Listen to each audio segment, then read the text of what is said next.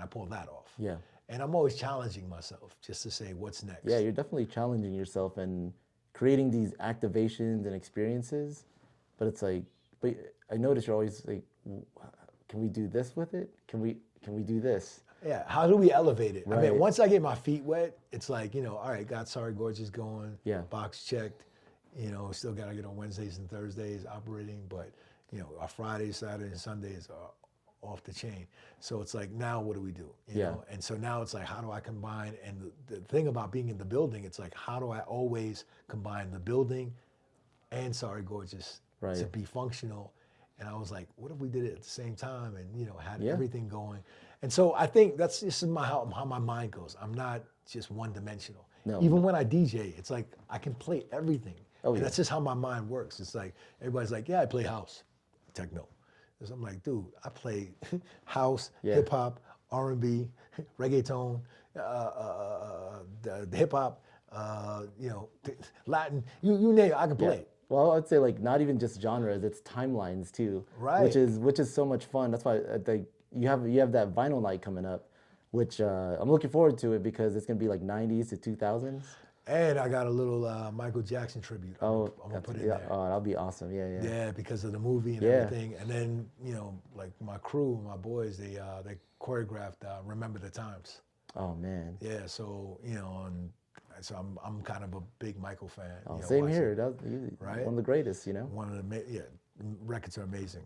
Definitely going to see the movie. But with that being said, so we have a vinyl night, which is people haven't seen out here, like the technical, literally the technical aspect of taking vinyl onto a record player, playing it with the needle. And that's how it started. Yep. Again, part of those elements of hip hop that I was a traditionalist and learned when I first started DJing. A lot of people go, wait, you started on vinyl?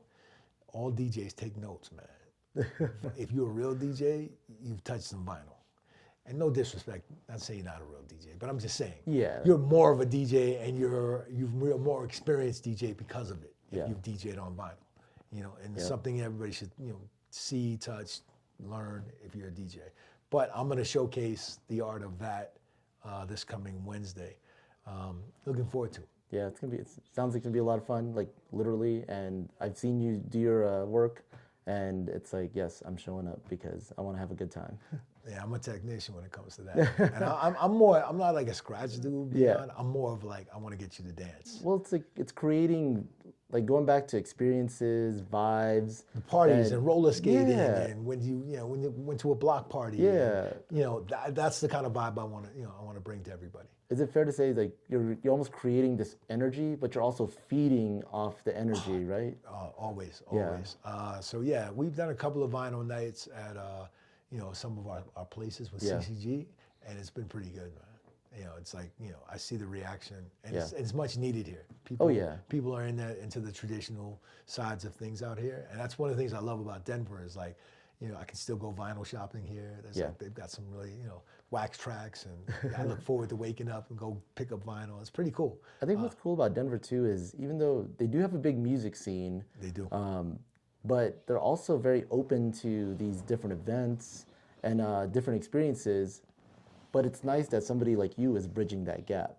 Yeah, man. And creating more of it, I pride myself to be able to bring back some of the things that we grew up on. Yeah. That I think are still relevant. Yeah. And if they're not, it becomes, and people are pretty enamored. I mean, I've seen a guy, like literally, I pull out the vinyl, I show you the vinyl, I give it to you. Yeah. And then they just staring at me like left to right, like, how does that, like they've never seen it before. Like it's a magic trick. And I'm like, nah, man, this has literally been done since like the late 70s. Yeah. So with all that being said, I'm really looking forward to that. And then, and a lot of people always ask me like, what inspired you? Like, where did all this come from? This wanting to do any of this. Yeah. My mom and my dad, I credit.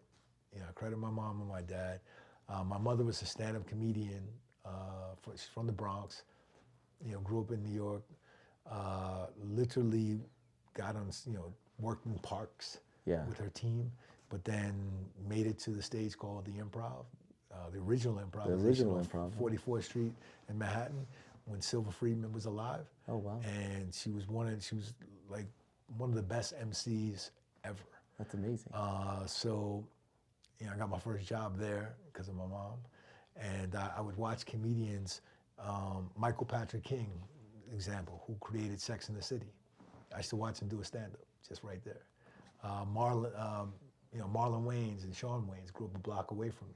They used to go to the Comedy Cellar. I saw them get booed once.